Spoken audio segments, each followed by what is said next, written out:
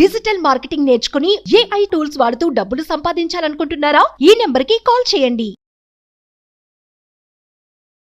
ప్రస్తుతం మనతో పాటు ఉన్నారు ప్రముఖ అడ్వకేట్ నాగేశ్వరరావు పూజారి గారు. ఒకసారి ఆయనతో మాట్లాడి లీగల్ గా ఉన్న కొన్ని ఇష్యూస్ మీద డౌట్స్ క్లారిఫై చేసుకుందాం. నమస్తే అండి. నమస్తే మేడం. ఎలా ఉన్నారు సార్? బాగున్నా మేడం. ఫైన్.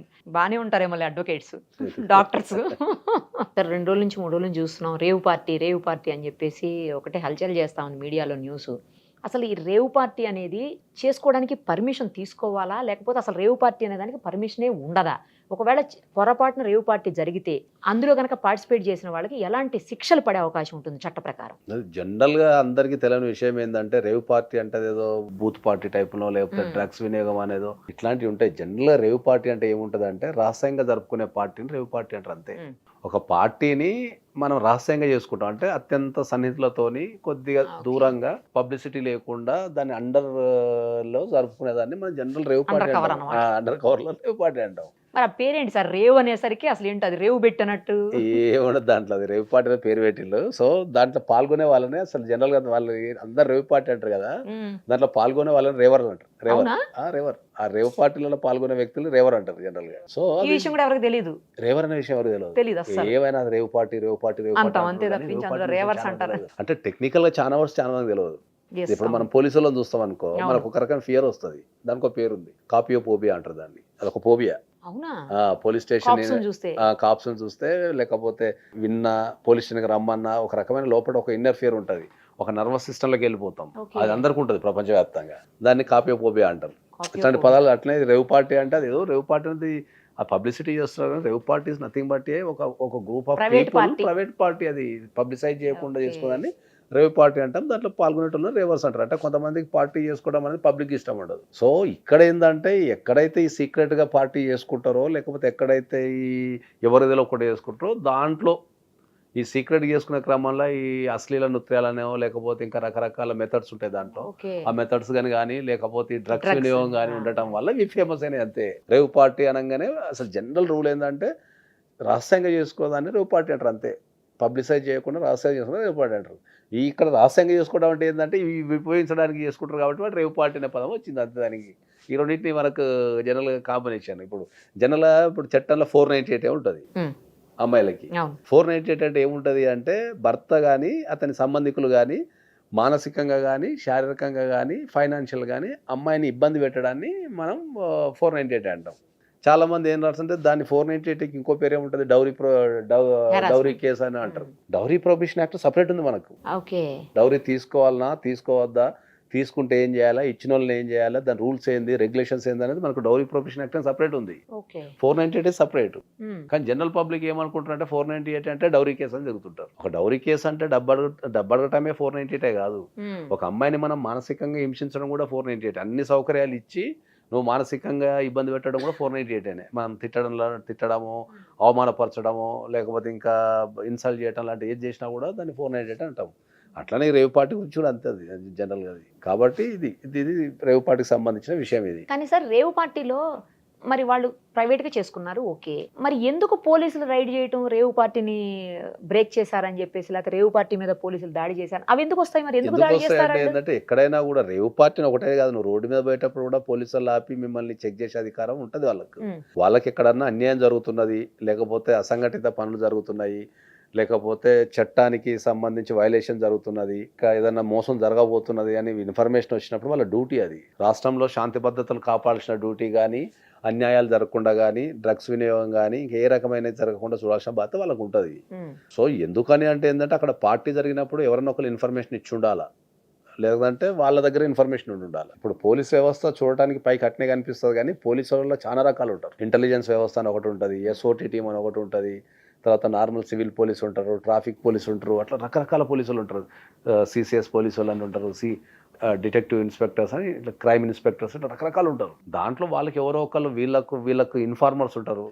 సో ఎవరో ఒకళ్ళు మన దగ్గర పార్టీ జరుగుతుందని కానీ లేకపోతే ఏదో ఒక ఇన్ఫర్మేషన్ లీక్ అయి ఉండొచ్చు, ఇల్లీగల్ యాక్టివిటీ జరుగుతున్నప్పుడు చెక్ చేసే అధికారం ఎవరికైనా ఉంటుంది. సో వీళ్ళు పోయి చెక్ చేసినప్పుడు అక్కడ డ్రగ్స్ కానీ అక్కడ పార్టీ జరుగుతున్న విధానాన్ని బట్టి, ఇప్పుడు జనరల్ ఎక్కడన్నా పోయినప్పుడు అక్కడ ఏం లేదనుకో, రైడ్ చేసినప్పుడు ఏం లేకపోతే వాళ్ళు కూడా ఏమన్నారు. ఇప్పుడు రాసే పార్టీ జరుగుతుంది, మాకు విల్లా ఉంది, విల్లాలో పార్టీ జరుగుతుంది, వాళ్ళు వచ్చి రైడ్ చేసినప్పుడు అక్కడ ఏం లేదు, వాతావరణం అట్లాంటి ఏం లేకపోతే జనం వదిలిపెట్టి వెళ్ళిపోతారు. అసలు ఇంకా దాని మీద కేసు పెట్టరు అయితే? ఎందుకు పెడతారు? వాళ్ళు వస్తారు, ఎంక్వైరీ చేసుకుంటారు, సార్ మాకు ఇన్ఫర్మేషన్ వచ్చింది సంథింగ్ అని చూసి వెళ్ళిపోతారు.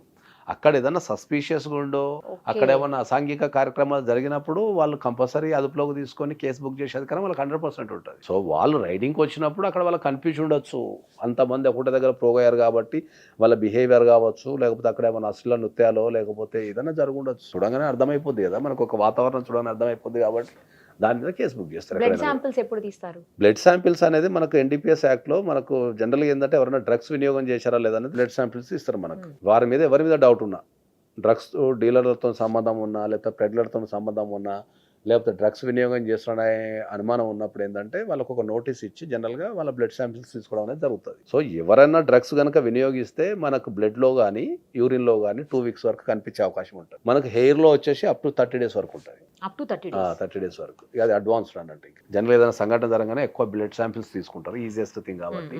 రెండోది యూరిన్ శాంపిల్స్, మూడోది మనకు హెయిర్ శాంపిల్స్ తీసుకుంటారు. సో ఆ బ్లడ్ శాంపిల్స్ తీసుకున్న తర్వాత ఎప్పుడైనా కూడా ఏంటంటే ఎన్డీపీఎస్ యాక్ట్లో జనరల్గా ఏంటంటే ఇద్దరే ఉంటారు, ఒకటి ప్లెడ్లరు, రెండోది కన్జ్యూమర్, అంటే వాడే వ్యక్తులు అమ్మే వ్యక్తులే ఉంటారు. ఇక పండించడం అంటే ఎక్కడ పండుతుందో అంటే వేరే, కానీ ప్రధాన పాత్ర ప్లెడ్లర్లో ఉంటుంది. ఎందుకంటే వీళ్ళు ఒక సమాజం మొత్తాన్ని ప్రభావితం చేస్తుంటారు. అమ్మకం అనేది పెద్ద ఎత్తున చేస్తుంటారు కాబట్టి వీళ్ళు మెయిన్.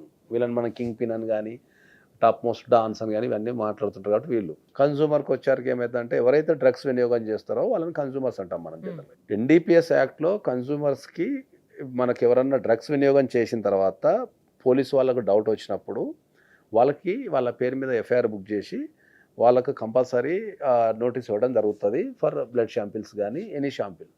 సో ఆ శాంపిల్లో కనుక ఇప్పుడు వాళ్ళకు పాజిటివ్ వచ్చింది అనుకుందాం, పాజిటివ్ వచ్చినప్పుడు వాళ్ళు ఒప్పుకుంటే, అంటే నేను డ్రగ్స్ వినియోగం చేసిన, నా తప్పు అయిపోయింది అని ఒప్పుకుంటే కోర్టు కానీ పోలీసు వాళ్ళు కానీ వీళ్ళని ఒక సర్టైన్ పీరియడ్ వరకు రిహాబిలేషన్ సెంటర్కి కానీ లేకపోతే కౌన్సిలింగ్ కానీ థెరపీ సెంటర్ కానీ పంపుతారు.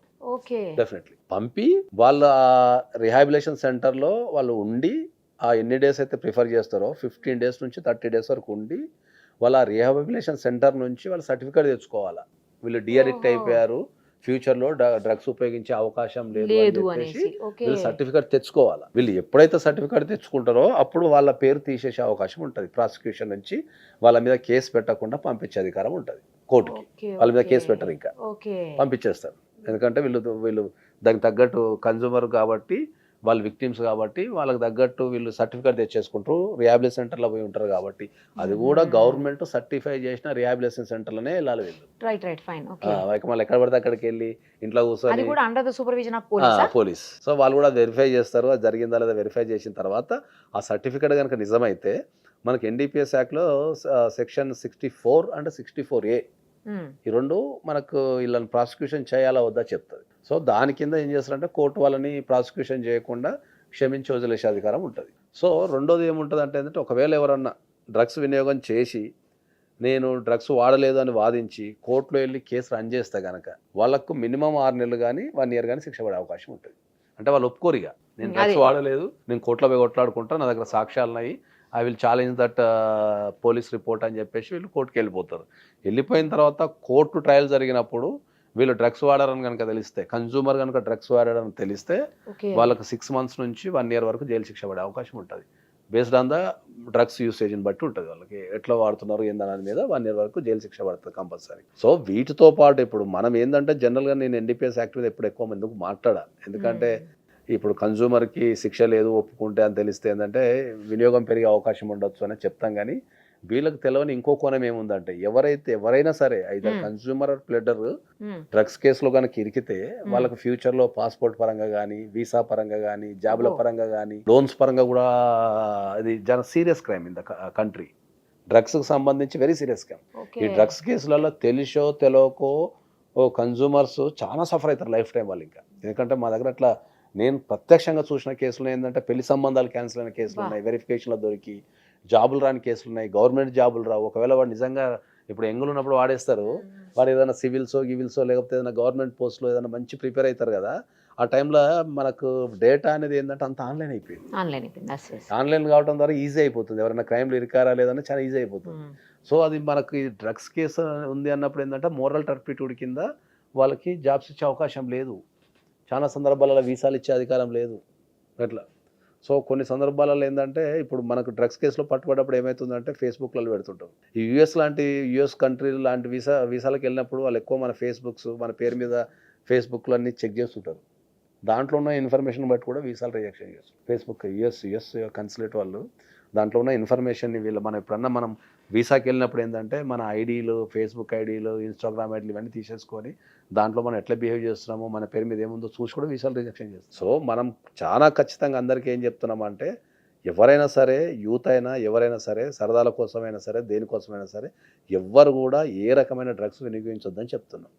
అది డ్రగ్స్ వినియోగం అనేది తాత్కాలికంగా నీకు సుఖాన్ని ఇస్తుందేమో కానీ ఒక ఎంటైర్ లైఫ్ అనేది జీవితాన్ని మొత్తం ఖరాబ్ చేస్తుంది. ఒకళ్ళు మానేసిన తర్వాత కూడా చాలామంది తెలియక దీంట్లో ఇరికి జీవితాన్ని ఖరాబ్ చేసుకున్న వ్యక్తులు, వీసాలు పోయి తర్వాత పాస్పోర్ట్లు రాక రకరకాల ప్రాబ్లమ్స్ చాలా మంది ఉన్నారు. కాబట్టి మనం ఎవరిని కూడా డ్రగ్స్ కేసులలో ఇరకద్దని చెప్తాం. ఒకవేళ సార్ మీరు ఇందాక చెప్పినట్టు పొరపాటున వాళ్ళు ఒప్పేసుకొని రీహాబిలిటేషన్ సెంటర్కి వెళ్ళేసి కొంచెం నార్మల్ అయిపోయి కేసులో నుంచి బయటపడిన తర్వాత పొరపాటున రెండోసారి దొరికారనుకోండి, ఏంటి పరిస్థితి? సీరియస్ అవుతుంది కంపల్సరీ. ఏదైనా కోర్టు ఒకసారి 2 సార్లు ఇప్పుడు హ్యాబిచువల్ అఫెండర్ అంటారు వాళ్ళని. ఇంకా 1-2 సార్లు ఇప్పుడు ఫస్ట్ టైం దొంగతనం చేసినాం అనుకో, సరే ఏదో తెలియక చేసిండానో, ఆకలితో చేసిండానో, లేకపోతే ఏదో అని చెప్పి మనం జనరల్గా కొద్దిగా చట్టాన్ని పక్కన పెట్టినా ఎక్కడైనా మనం జరిగినా కూడా సర్ది చెప్పి పంపించేస్తాం. అదే పని 2సారి చేసినప్పుడు ఎవరైనా సీరియస్ అవుతాం మనం. ఎందుకంటే అది హ్యాబిచువల్ అటెండర్ అంటే ఏంటంటే నువ్వు కంపల్సరీ ఇంకా దాని పని మీద ఉన్నావు కాబట్టి కోర్టు శిక్ష చేసే అధికారం, court as discretionary power, court ఒక పెన్ను ఎటైనా తిప్పగలే అధికారం కోర్టుకు ఉంటుంది. అట్లా ఇప్పుడు మనకు డంకన్ డ్రైవ్లో కూడా ఫస్ట్ టైం పట్టుబడ్డారు అనుకో జనరల్గా ఫైన్ వేసి వదిలిపెట్టేస్తారు. 2సారి పట్టుబడ్డారు అనుకో హెవీ ఫైన్ వేస్తారు, కౌన్సిలింగ్ అంటారు. 3సారి పడితే జైలు పంపించేస్తారు. మాట ముచ్చటే ఉండదు.